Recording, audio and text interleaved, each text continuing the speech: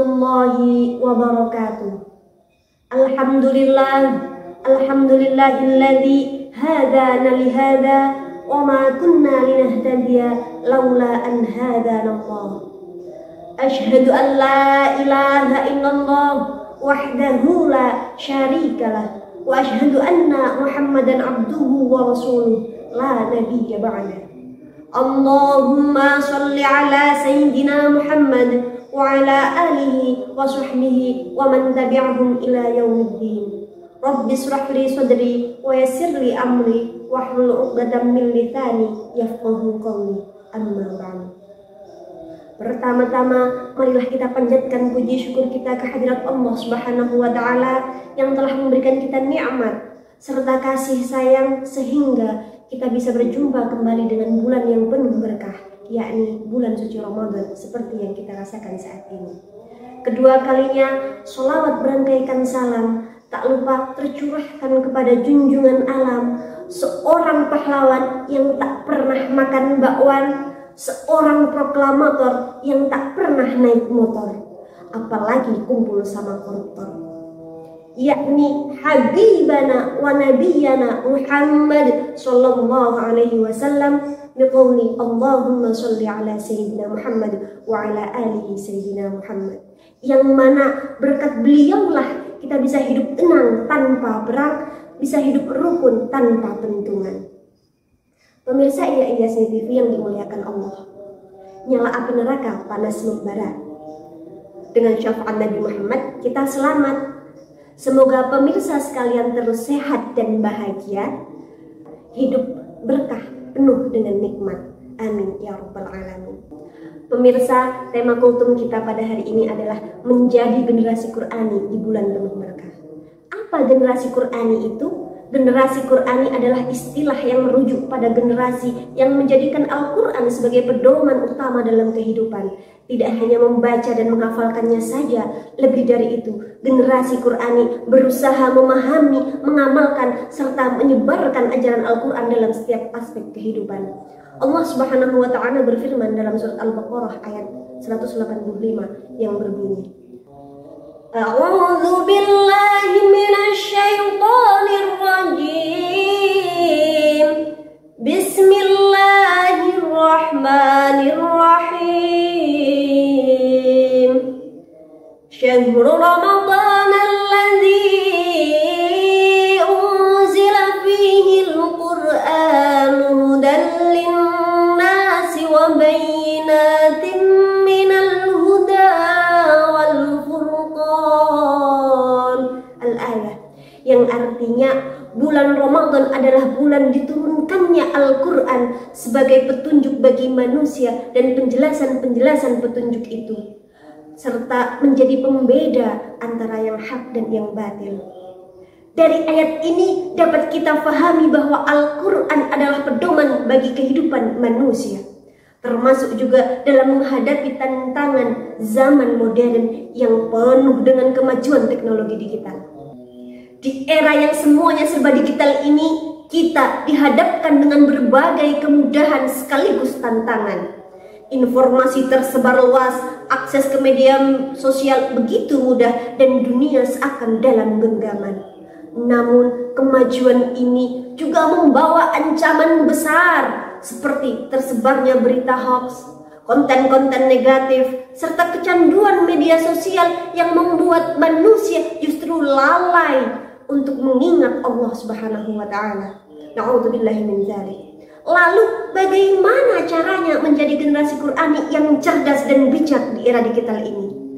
Di antaranya adalah memanfaatkan teknologi untuk mendekatkan diri kepada Allah, menggunakan media sosial untuk sarana berdakwah menyebar kepada kebaikan, membentengi diri dari informasi yang menyesatkan, lebih selektif dalam memilih konten-konten, tontonan, bacaan, interaksi di dunia maya agar terhindar dari hal-hal yang bersifat negatif. Sebagaimana firman Allah dalam surat Al-Hujurat ayat 6 yang berbunyi, A'udzu billahi minasyaitonir rajim. Bismillahirrahmanirrahim. Ya ayyuhalladzina amanu in ja'akum fasiqun binaba'in fatabayyanu an tusibu qauman bijahalatin fatasbahu ala ma fa'altum nadimin. Yang artinya, wahai orang-orang beriman, jika datang kepadamu seorang fasik membawa berita penting, maka telitilah kebenarannya agar kamu tidak menyesatkan suatu kaum karena ketidaktahuanmu yang berakibat kamu menyesali perbuatan itu. Berdasarkan ayat tersebut, kita dianjurkan untuk lebih teliti dalam mengkonsumsi informasi. Pastikan terlebih dahulu sumbernya dan bandingkan sumbernya dengan sumber lainnya, sehingga informasi yang kita terima lebih tepat keakuratannya, agar tidak termakan oleh berita hoax atau bahkan kita ikut menyebarkan berita hoax tersebut. Pemirsa IAIYASNI TV yang dimuliakan Allah, yang selanjutnya adalah menjaga akhlak dalam bermedia sosial. Kita juga harus memiliki akhlak yang baik dalam bermedia sosial. Jangan mudah terpancing emosi, terlibat dalam perdebatan yang tidak bermanfaat, dan lain sebagainya.